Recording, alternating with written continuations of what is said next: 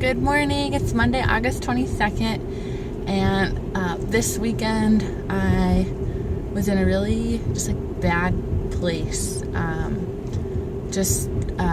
Feeling like worthless and low and all of these things, and it just kept feeding into worse and worse, and I was just in such a bad place. And for example, I went to lunch after church yesterday, and my order, there was something on the menu, and it came, when I got my meal, it came with something else, a portion of it. And so I asked the waitress about the missing piece to it, and she said, no, that's what comes with that meal. And I was like, oh, okay. And then I didn't stand up for myself, essentially, because I know what at least my menu said, and I just felt so bad for not sticking up for myself. And so it was just a spiral of just defeating thoughts, and I was just not in a good place at all. And so later that day, my mom and I prayed, which was helpful, and I went to bed. And this morning, the Bible verse was Isaiah 26:3, which has been coming up over and over, about God keeping in perfect peace those whose minds are steadfast on Him, because we trust in Him. And just this concept of trusting the Lord in the midst of uncertainties, and in keeping our minds steadfast in His truths, and in who we really are, and all those things. So this morning, it was just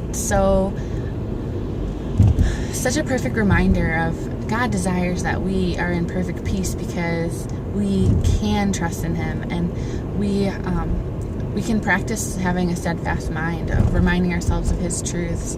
And this morning, I'm just reminded that nothing can thwart the plans that God has for me. Nothing can thwart the plans that God has for you.